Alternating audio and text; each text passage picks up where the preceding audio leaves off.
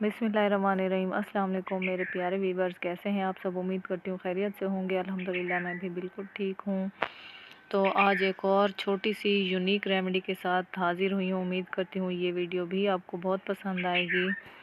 आपको पता है टमाटर में कुदरती अज्जा ऐसे होते हैं जो कि हमारी स्किन को वाइट करते हैं, हमारी स्किन के दाग धब्बे ख़त्म करते हैं।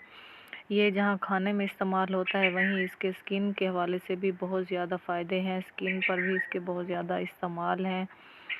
तो हमने जो है ना एक साफ़ सुथरा फ्रेश टमाटर ले लेना है और उसके दो हमने हिस्से कर लेने हैं। एक हिस्सा तो हमने रख देना है, दूसरे हिस्से को हमने ले लेना है।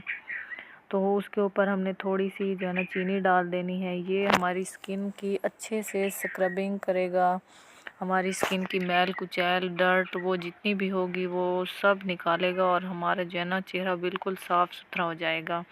ये चीनी हमने इसके अंदर अच्छे से मिक्स कर देनी है और हम अभी इसके अंदर एक और चीज़ डालेंगे और वो ये है कि हमने इसके ऊपर थोड़ी सी मिकदार में हल्दी डाल देनी है।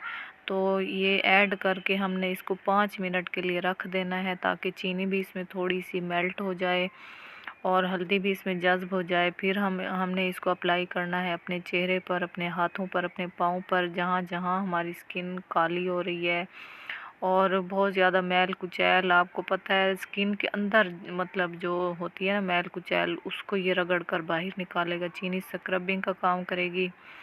इसको आप 5-7 मिनट मतलब रगड़ें अपने हाथों पाँव पे, अपने चेहरे पे, तो फिर आप फ़र्क देखें। जब आप अपना चेहरा धोएंगे तो कितना ज़्यादा आपको इसका फ़र्क लग रहा होगा।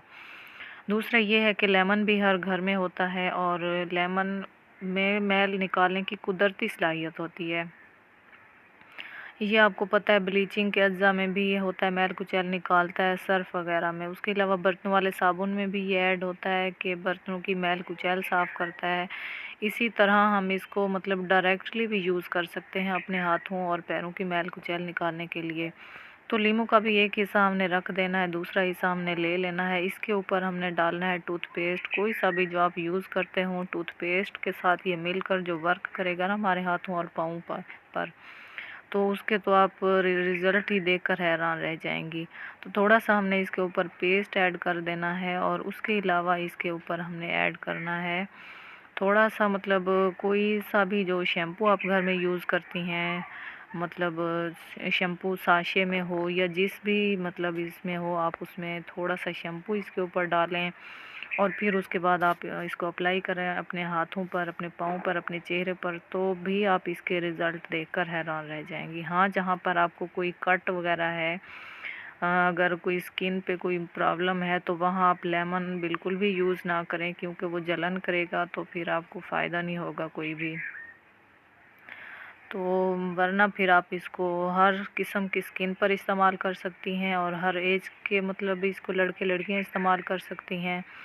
आप इसको हफ्ते में 2 बार 5-7 मिनट के लिए इस तरह बनाकर लगाएं तो आप इसके रिज़ल्ट देखकर ख़ुद भी हैरान हो जाएंगी। जिस तरह मतलब मैं तो ये रूटीन है मेरी, मैं तो ये यूज़ करती ही रहती हूँ।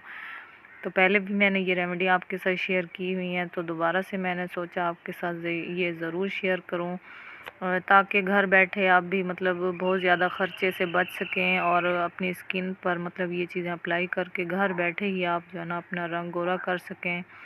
और उसके अलावा मैं एक और आपको मशवरा दूंगी कि जो भी कच्ची सब्ज़ियां हमारे घरों में आती हैं वो आप ज़्यादा से ज़्यादा खाएं। जितना ज़्यादा आप कच्ची सब्ज़ियां खाएंगी उसके आपको इतने ज़्यादा फ़ायदे मिलेंगे, आपकी स्किन बहुत ज़्यादा फ्रेश हो जाएगी। जूसेस पिएं, पानी वाली चीज़ें ज़्यादा इस्तेमाल करें, वो आपकी स्किन को बहुत ज़्यादा अच्छा कर देंगी। तो ये मेरी आज की वीडियो, उम्मीद करती हूँ आपको पसंद आई होगी। तो नेक्स्ट वीडियो तक मुझे दें इजाज़त। अपना ढेर सारा ख्याल रखें, दुआ में याद रखें। मिलते हैं नेक्स्ट अच्छी सी रेमेडी में, तब तक के लिए अल्लाह हाफिज़।